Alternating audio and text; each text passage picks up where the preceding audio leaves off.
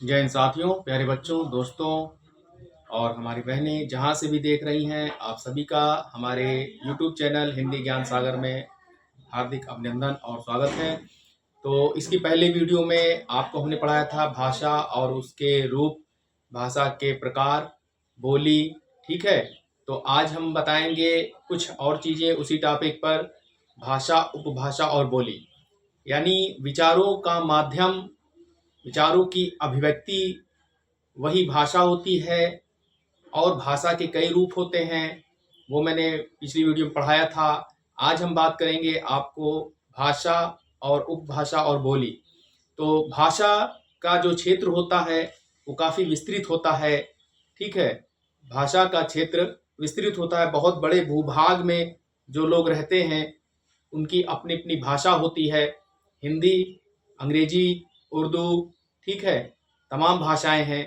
हिंदी में जो भाषा होती है वो आपके पूर्वी हिंदी भी है और पश्चिमी हिंदी भी है और पंजाबी भी है। ये सारी हिंदी की उपभाषाएं हैं। फिर उसके बाद बोली बोली आती है। बोली का जो क्षेत्र होता है वो सीमित होता है, यानी वो हमारे केवल एक छोटे से निजी क्षेत्र तक सीमित होती है। कुछ किलोमीटर पर जो है वो बदल जाया करती है। जैसे मान लीजिए थोड़े थोड़े दूर पर आप पहले ज़माने में देखते होंगे कि कुआं रहता था, कोस कोस पर पानी बदल जाता था, ऐसे ही बोली होती है। बोली में साहित्यिक रचना नहीं होती है, लेकिन कुछ अपवाद भी हैं कि बोली में भी हमें साहित्यिक रचनाएं मिल जाती हैं। उसकी हम चर्चा करेंगे इसी क्लास में। वीडियो बहुत लंबी नहीं है, आप पूरा देखिए, आपको समझ में आएगा। चलिए हम बात करते हैं, स्टार्ट करते हैं क्लास को। तो भाषा, उपभाषा और बोली। बोली भाषा का अल्प विकसित रूप है, यानी भाषा काफ़ी साहित्यिक होती है। उसका जो तरीका होता है लिखने का, पढ़ने का, वो बिल्कुल वर्तनी शुद्ध होती है, जबकि बोली में ऐसा नहीं है। यानी भाषा का अल्प विकसित रूप है बोली। जब हम घरों में, या आपने देखा होगा कि गांवों में बोले जाते, जैसे भोजपुरी एक बोली है ना। आप बिहार चले जाइए वहाँ की, और बनारस चले जाइए, वहाँ पर लोग बोलियां बोलते हैं कि ऐली गैली। ब्रज भाषा में भी बोली का इस्तेमाल होता है। तो इसे भाषा का स्थानीय रूप भी कह सकते हैं, इसे बोली को। इसमें मुख्यतः एक अंतर यह भी है कि भाषा का क्षेत्र विस्तृत होता है, यानी काफी दूर भूभाग में फैली होती है और दूर तक बोला जाता है, क्योंकि ये साहित्यिक होती है, क्षेत्र में फैली होती है। उपभाषा एक छोटे से क्षेत्र में विकसित होती हुई थोड़ी थोड़ी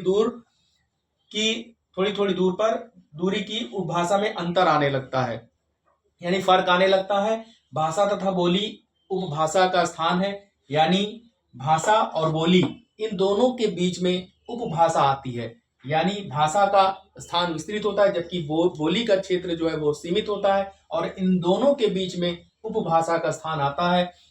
एक भाषा के अंतर्गत कई उपभाषाएं आती हैं, ठीक है। यानी पश्चिमी हिंदी, पूर्वी हिंदी, राजस्थानी हिंदी, पंजाबी हिंदी, तमाम हिंदी इसके अंतर्गत आती है, उपभाषा जो कहलाती है। और एक उपभाषा के अंतर्गत कई कई बोलियां आती हैं, ब्राचड़, लहंदा, पंजाबी, अवधी और भोजपुरी, राजस्थानी, ब्रज भाषा, ये सब बोली आ गई।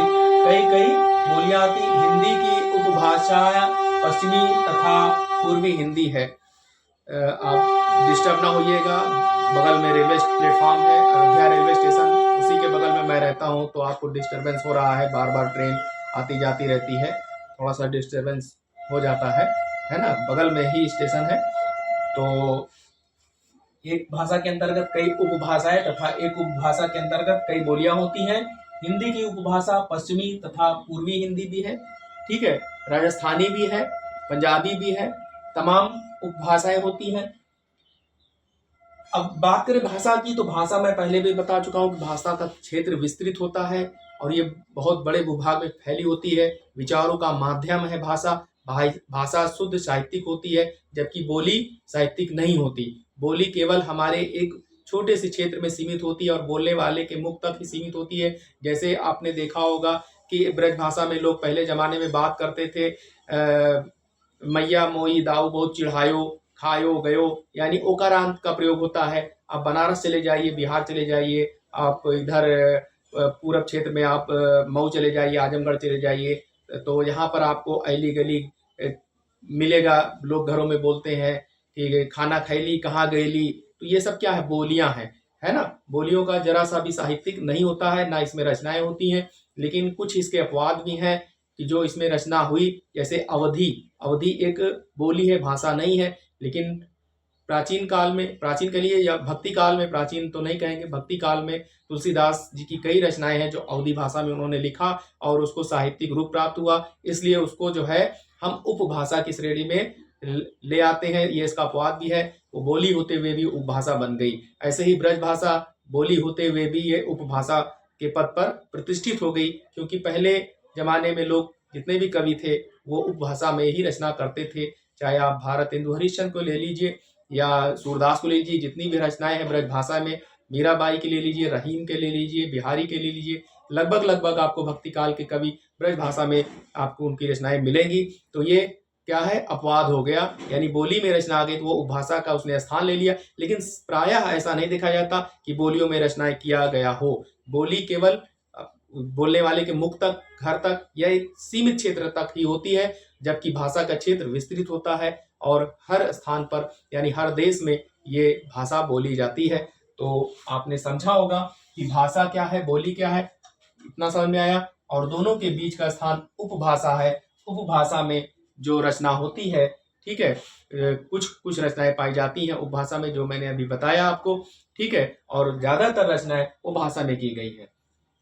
तो आई होप कि आपको अच्छे से समझ आया। वीडियो बहुत लंबी नहीं है। भाषा, बोली, उपभाषा, भाषा के रूप और भाषा के प्रकार, ठीक है, ये सारी बातें समझ में आई। और अगर बोली आपको समझ में नहीं आई है या भाषा लिपि लिपि के रूप, तो आप हमारी पिछली वीडियो में जाकर देख लीजिए, समझ में आ जाएगा।